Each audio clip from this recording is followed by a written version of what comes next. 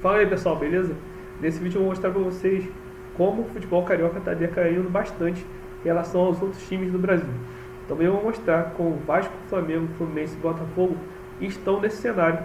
E também vou mostrar para vocês, de modo geral, como está funcionando essa dinâmica, porque o Rio Grande do Sul, Minas Gerais e São Paulo acabaram ultrapassando o Rio de Janeiro em títulos e relevância. Então galera, não sai daí que eu vou trazer todos os números de 2009 até 2019 para vocês.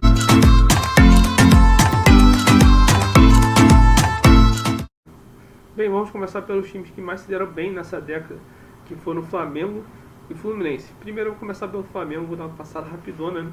Ali na linha do Flamengo, depois eu vou pelo Fluminense. Aí encerra com o Botafogo e depois com o Vasco. Beleza? Bem, vamos começar pelo Flamengo. No ano de 2009, o Flamengo, como todo mundo sabe, naquele vídeo que eu fiz do Goiás, foi campeão brasileiro, e foi campeão brasileiro com bastante emoção. Então já começa com o Campeonato Brasileiro do Flamengo 2009, com aquela arrancada do Adriano e do Pet jogando bem naquele ano. Então, eu acredito que 2009 foi o divisor de águas para o Flamengo até o mandato da Patrícia Amorim, que vocês vão ver bastante que ela conseguiu dar uma retroagir as coisas do Flamengo. De 2009 até 2011, o Flamengo tinha uma cara. Depois, com o Bandeira de Melo, teve uma cara completamente diferente. E você vai ver que o Bandeira de Melo, no início, o Flamengo teve times piores, mas no final das contas acabou conseguindo se organizar para a gestão do Landim. Então a gente vai ver aqui que 2009 foi um período até maneiro, mas em 2010 o Flamengo já estava brigando para não cair. Na verdade o Flamengo não caiu por causa de uma combinação de resultados que teve entre alguns times da zona de rebaixamento. Isso no primeiro mandato da Patrícia Amorim. Então você vê que 2009 não era o mandato dela. Em 2010 você já está vendo o Flamengo quase caindo. O Flamengo se desfez de vários jogadores daquela época. Se desfez do próprio Adriano, que foi para Roma. Então você vê que em 2010 o Flamengo já não está passando uma situação muito boa. Mas ele conseguiu aproveitar a década toda de uma maneira diferente dos outros times. Tudo bem que tem uma oscilação, mas tem uma oscilação para o lado positivo. Já em 2011... aí chega aquela questão que todo mundo achava que o Flamengo ia ser campeão brasileiro em 2011 e não foi. Chegou o Ronaldinho Gaúcho, chegou o Thiago Neves. O time do Flamengo já era um time bom, em si já era um time bom. Então, essa questão da chegada do Ronaldinho Gaúcho transformava os jogos do Flamengo em jogos bastante atrativos, que todo mundo queria ver. Todo mundo queria ver uma jogada legal do Ronaldinho Gaúcho. Então, naquele ano de 2011, o Flamengo ficou em quarto no Campeonato Brasileiro e não fez nenhuma campanha de se admirar. Então, nesse período você vê que foi mais a mágica dos jogos com Ronaldinho Gaúcho e Thiago Neves do que qualquer tipo de título que poderia ter vindo. Já em 2012 o Flamengo teve uma campanha mediana, parou ali em 11º e não fez grandes coisas no geral no Campeonato Brasileiro. Só que em 2013 o Flamengo foi campeão da Copa do Brasil. E foi aquele, como posso dizer, foi um time que encaixou direito. Não era um time muito bom, mas esse time tinha Elias, tinha algumas peças legais, mas não era um time que era para ser campeão da Copa do Brasil, se você parar para ver os outros times. E foi a primeira vez que a Copa do Brasil se estendeu pelo ano todo. Então o Flamengo foi o primeiro campeão da nova era da Copa do Brasil. Então isso foi bastante legal. E foi no primeiro ano do mandato do Bandeira de Melo. Outra coisa que também é bastante legal. E foi o único título relevante do Bandeira de Melo, se você parar para perceber. Porque ele saiu em 2019 e não conquistou nenhum outro título relevante além dos cariocas. Então, esse período de reformulação do Flamengo, que a gente vai chegar lá no final, passou bastante pelo Bandeira de Melo, mas foi uma coisa bastante sofrida. Então, a gente, no início do mandato do Bandeira de Melo, foi o único título relevante que ele teve. O resto só foi fracasso futebolístico, como as pessoas diziam. Mas o Flamengo cresceu financeiramente para ser o que é hoje, por causa desse período de escassez. Bem, 2014 e 2015 não teve nada de especial assim em relação ao Flamengo. A única coisa que a gente pode falar foi da sua reestruturação financeira com o Bandeira de Melo. O Bandeira de Melo jogou bastante nível com a torcida, mostrando que não ia querer fazer mais aquelas loucuras de antigamente. Ele estava pagando as dívidas e mantendo o Flamengo na Série A. E ele passou bastante perrengue nesse processo. Teve vários perrengues, mas ele conseguiu reestruturou o Flamengo para o ano de 2016, que vocês vão ver agora. Já em 2016 parece que começou um novo ciclo para a questão do Flamengo. Vieram jogadores como Diego, Guerreiro, vieram jogadores relevantes que vieram de fora. Aqueles jogadores, não era questão do jogador ser muito velho. O Diego veio para o Flamengo acho que com 32 anos e com o mercado lá fora. O Guerreiro veio do Corinthians recebendo bastante dinheiro e sendo um dos maiores salários do Brasil na época. Então, era uma realidade completamente diferente. Você via, vamos dar um exemplo, o Pet vindo velho, você via vários jogadores velhos vindo para o Flamengo ou para os times do Rio. A vinda do Diego foi um divisor de águas para o Flamengo para mostrar a sua nova realidade. Lembrando que em 2016 o Flamengo brigou pelo título brasileiro pela primeira vez. A gente não pode esquecer disso. Chegamos em 2017, que eu acredito que foi um dos piores anos, acho que até da história do Flamengo. O Flamengo foi para a final da Copa do Brasil perdendo os pênaltis e foi um jogo bastante disputado. E no primeiro jogo o Thiago tinha falhado, o Flamengo sairia com 1-0 do Maracanã. Olha isso. E no Mineirão ele foi para os pênaltis e o Diego perdeu um pênalti que sacramentou a partida. Também no mesmo ano o Flamengo se reabilitou e no final do ano conseguiu para a final da Sul-Americana, onde perdeu para o Independente no primeiro jogo e empatou aqui no Maracanã. Então foi um ano bastante pesado para o Flamengo. E no final do Brasileiro, eu estou vendo aqui, o Flamengo foi sexto colocado. Então, se você parar para perceber, um time que bateu de frente em duas competições, ser sexto colocado brasileiro, não é uma parada muito legal. E em 2018, o Flamengo foi vice-campeão novamente brasileiro e foi para a semi da Copa do Brasil. Então, você está vendo que o Flamengo está batendo muito na trave nesse período. E foi um período que o Bandeira de Melo começou a se desgastar com a torcida, porque o Flamengo está bem financeiramente. O Flamengo, acho que o Flamengo em 2018 contratou o Everton Ribeiro, que melhorou mais ainda o time, só que o time não está encaixando, o time não estava indo. E já na gestão do Landim, quando o Bandeira de Melo saiu, aí vieram Arrascaeta, Gabigol, o Landim abriu realmente a carteira para fazer o time campeão, e o Flamengo conseguiu se sagrar campeão brasileiro da Libertadores 2019. E o Flamengo foi o time que saiu maior dessa década, porque ele conseguiu no início da década de 2009 ser campeão brasileiro. Em 2013 ele foi campeão da Copa do Brasil. E no finalzinho da década de 2019 ele foi campeão da Libertadores e campeão do Brasileiro. Então você vê que, além da reestruturação que foi importantíssima para o Flamengo, você vê que ele acabou saindo no salto positivo dessa década que foi bastante ruim para os times cariocas. Fala galera, beleza? Tenho um recado bastante especial para você. Sai daí. 7 motivos para você fazer o curso de hambúrguer artesanal. Motivo número 1. Todos estão fazendo e é o curso mais bem avaliado. Motivo número 2. O acesso ao curso é imediato. Logo após seu pagamento ser aprovado, você já recebe um e-mail com os dados de acesso. Simples e fácil. Motivo número 3. Você poderá acessar o curso de qualquer aparelho, seja do seu celular, computador, tablet ou até na sua Smart TV. Motivo número 4. O curso conta com um lindo certificado já incluso na sua matrícula e você já terá acesso a ele após o término do mesmo. Motivo número 5. Garantia de satisfação. Você tem 7 dias de garantia. Caso não goste do curso, você recebe 100% do valor pago. Motivo número 6. Curso com suporte para os alunos. Desta forma, podemos tirar todas as suas dúvidas. Motivo número 7. Com tudo o que você vai aprender no curso, você pode tranquilamente colocar em prática e aumentar assim a sua renda. O curso é completo para você aprender cada passo de forma clara e objetiva. Então não perca tempo, clique no link ou o botão em algum lugar desta página para começar o curso agora mesmo. Preciso voltar um pouco para perceber como a gestão da Unimed que o Fluminense deu bastante certo na década de 2000 e 2007, que o Fluminense foi campeão da Copa do Brasil, foi vice-campeão da Libertadores, e a gente acaba chegando em 2009, que o Fluminense brigou para não cair naquelas rodadas todas.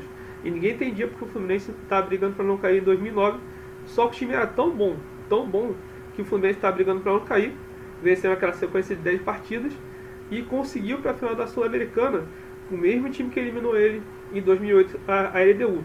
O Fluminense, mais uma vez, se prejudicou na questão do saldo de gols, porque o Fluminense conseguiu a vitória por 3-1, só que tinha sido goleado pela LDU novamente. Lá no Equador, a LDU foi bicampeão continental em cima do Fluminense. Então, em 2009, essa sequência de 2007 até 2009 mostra o panorama do Fluminense nos próximos anos. Se você parar para perceber, o Fluminense, agora em 2010, vai ser campeão brasileiro, e foi campeão brasileiro liderando boa parte do campeonato ali. Em 2011, conseguiu uma vaga para a Libertadores, naquele G4, que eu vou colocar na tela no final, que mostra que tem Corinthians, Vasco, Fluminense e Flamengo. É o único G4 do brasileiro que tem essa sequência. Então, em 2011, o Fluminense teve a chegada do Abel Braga no início, e o Abel Braga perdeu algumas partidas que ele ia ser demitido, só que a mesma sequência que ele está fazendo agora no Inter, ele fez em 2011 com o Fluminense, só que bateu de frente com o Vasco naquele confronto direto e acabou não conseguindo ganhar a partida e não foi campeão brasileiro. Quem foi campeão brasileiro em 2011 foi o Corinthians. Já em 2012, com a volta do Thiago Neves, que estava no Flamengo, o Fluminense credenciou bastante para ser campeão brasileiro e foi campeão brasileiro até com certa folga.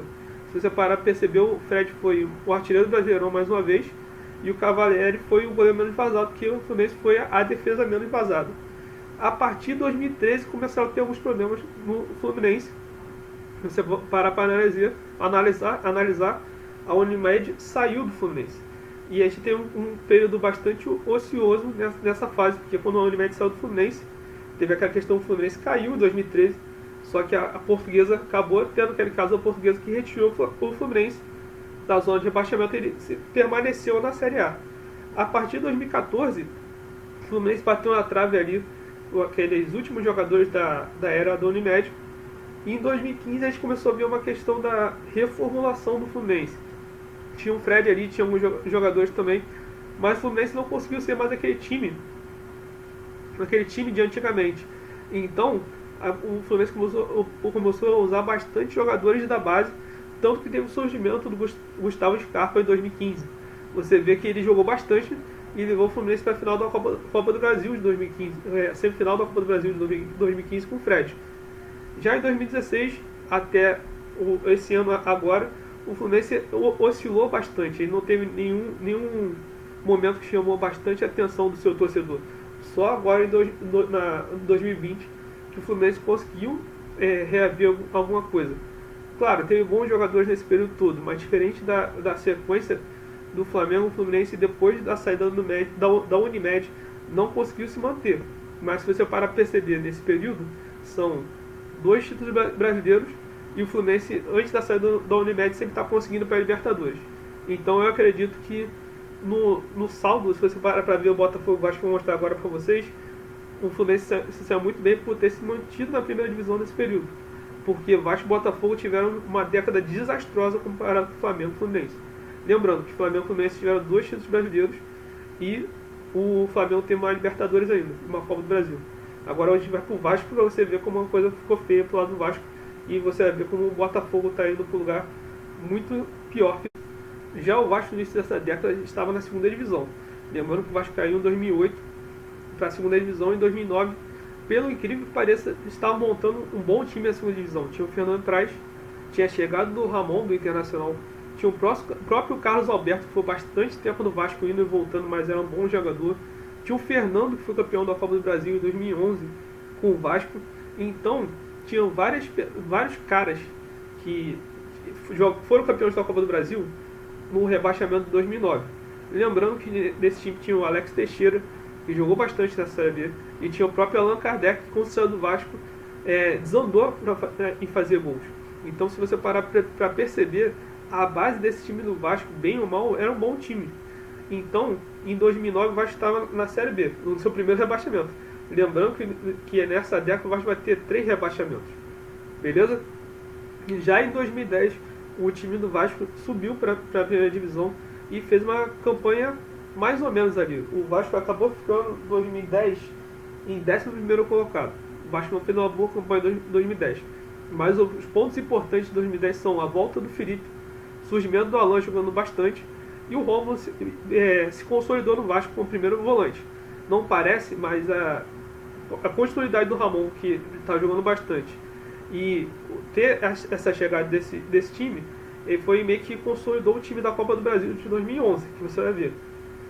Mas com a chegada do Felipe, o Vasco começou a ter um pouquinho mais de identidade daquele Vasco de 1998. A chegada dos ídolos em 2011, no final de 2011, meio que deu uma outra cara pro time do Vasco, beleza? Já em 2011, no início de 2011, o Vasco teve uma campanha catastrófica no início do Campeonato Carioca. Então, chegaram vários caras que estavam isolados dos outros times. Chegou o Diego Souza, que estava saindo escanteado do Atlético Mineiro, chegou o Alexandre, chegou o Felipe Bastos, que ninguém queria, chegou o Éder Luiz, por empréstimo do Benfica. Então, chegaram vários caras que ninguém queria. Eram bons jogadores, mas ninguém está querendo naquele momento. Então, com a saída do Guzmão e a vinda do Ricardo Gomes, que já tinha feito um bom trabalho em 2009 lá no São Paulo, que perdeu lá no finalzinho, como a gente falou no vídeo do Goiás, cara, o time do Vasco começou a dar uma encorpada muito bonita e começou a fazer bastante pontos e vencer bastante jogos importantes. Lembrando que o Vasco foi para a final da Taça Rio daquele ano, tentando bater de frente com o time do Ronaldinho. E o time do Ronaldinho ganhou do Vasco nos pênaltis. Mas já naquela final o time do Vasco mostrava um bom futebol. E começou a passar de fase na Copa do Brasil e acabou se sagrando campeão. Só que aconteceu um fato muito importante em 2011, que o time reserva do Vasco ganhou as partidas que dependia dele. Então o Vasco, quando voltou para o Campeonato Brasileiro, viu que tinha chance de ter campeão brasileiro e acabou sendo vice-campeão brasileiro. Beleza? Já em 2012, o Vasco começou a brigar lá em cima com o Fluminense. E só começou a desandar nessa caminhada lá na 17ª, 18ª rodada, naquele confronto direto contra o Fluminense, que o Vasco perdeu a partida. Lembrando que o Vasco tem o maior recorde daquela época de 52 rodadas no topo da tabela. Ele acabou saindo no final, cedendo a vaga de 4 lugar para o São Paulo, não se classificou, mas o Vasco também tinha feito uma boa campanha em 2012. A partir de 2012 começa a entrar o verdadeiro pesadelo do Vasco até hoje. Porque em 2013 tiveram várias saídas importantes já no Campeonato Carioca e o Vasco acabou sendo rebaixado naquele ano de 2013. Em 2014 voltou. Engraçado que o time de 2014 do Vasco era muito melhor que o time de 2013.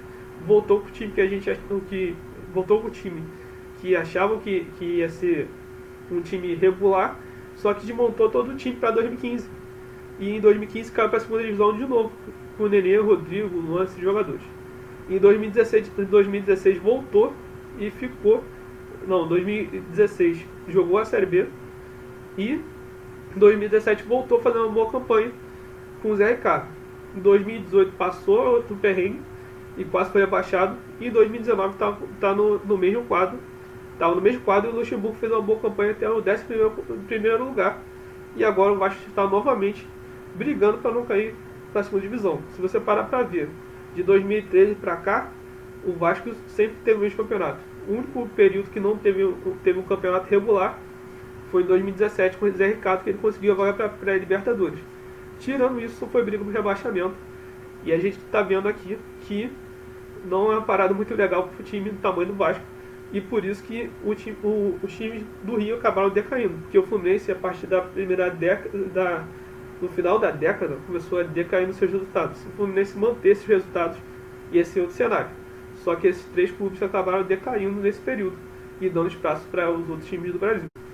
Já o time do Botafogo, cara, o cenário do Botafogo vai ser completamente diferente do que a gente vai falar dos outros 3 times aqui. Por quê?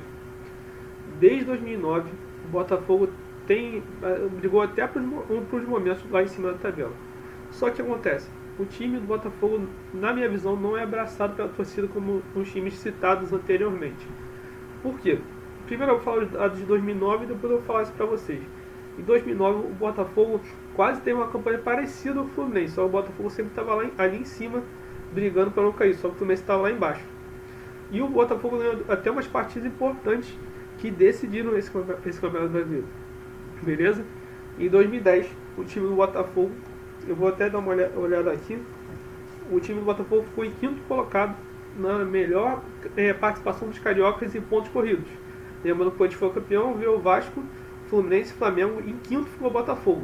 Então, na melhor participação dos cariocas, o Botafogo ficou em quinto. Ele foi o pior do Rio, mas o time do Botafogo também naquela época era muito bom. Já em 2011, o Botafogo ficou em sétimo colocado.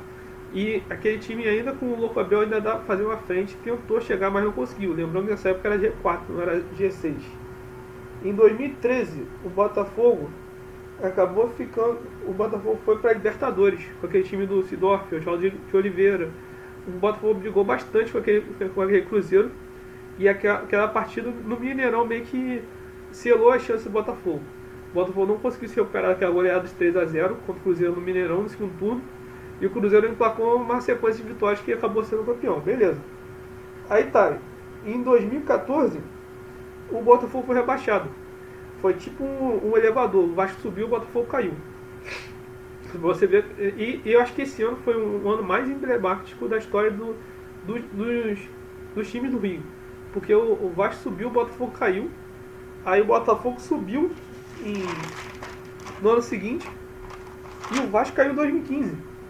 Olha que doideira isso. Então, só pra você sentir como a situação não tá boa pro futebol carioca. Beleza? Aí em 2016 teve aquela saída do Ricardo Gomes para o São Paulo e veio o Jair Ventura com aquela boa campanha que levou o Botafogo para a Libertadores. Acho que foi no G5 naquela época. Aí veio o único momento de alegria do Botafoguense nesse período antes depois de 2011, que veio o Botafogo indo para a Libertadores. O Botafogo fez jogo de igual para igual com o Grêmio, quase ganhou aquele jogo. O Botafogo, na verdade, tem mais chances claras que o Grêmio nos dois jogos que você vai pegar para ver. Mas o Grêmio foi mais eficiente. Já em 2017, o Botafogo não conseguiu classificar para a Libertadores. Aí em 2017, o Botafogo ficou em décimo, que foi até uma boa campanha. Em 2018, o Botafogo ficou em nono, outra boa campanha. E foi aquele finalzinho que o Botafogo se livrou do rebaixamento e começou a brigar pelo G6, né? Lembrando que em 2018 já tinha o G6. E agora, em 2019, o Botafogo só tem 4 vitórias no Campeonato Brasileiro, está quase rebaixado. A minha preocupação com o Botafogo, de modo geral agora, é a questão da torcida do Botafogo e da questão dos dirigentes do Botafogo, que não tem mais abraçado ele como deveria. Então, se você parar para perceber na situação dos três, caso o Botafogo caia agora, é o time que pode ser mais abalado financeiramente. E eu não vejo nenhum tipo de reação em volta do Botafogo em cima dessa queda. Então é bastante triste. Agora, um panorama geral de tudo que aconteceu. Se você parar para perceber, o Fluminense só está melhor que os outros dois, porque ele se manteve na primeira divisão. Ele conseguiu se manter. Mas se você parar para perceber, o Fluminense não está caminhando para um lugar tão maneiro como deveria estar indo. Ele não está tendo nenhum tipo de alternativa além de ser um bom time de meio de tabela. E o Vasco e o Botafogo estão passando por gente todos os anos para não cair. Esse é o objetivo do Vasco e Botafogo. Então, se você parar para perceber que o melhorzinho é o Fluminense, que está lutando para ficar no meio da tabela, e os outros dois estão brigando para cair, e o único bom é o Flamengo, você vê como o futebol do Rio não tá legal. Então, diante de tudo que eu trouxe aqui para vocês, eu queria falar para vocês que precisa ter algum tipo de administração que melhore as coisas no futebol carioca, principalmente nesses três. O Flamengo só está despontando agora depois de 6 anos porque tem uma boa administração do Bandeira de Melo. Se não fosse isso, o Flamengo também estaria do mesmo jeito, no máximo no Fluminense e no mínimo no Vasco e Botafogo. Infelizmente, essa é a realidade. Se você gostou desse vídeo, comenta aí, deixe seus comentários, fala um pouquinho da sua opinião sobre o que você acha dessa decadência do futebol carioca. E você, para perceber, está bastante ruim para o que os times do Rio já foram algum dia. Então beleza, deixe seu comentário e até a próxima.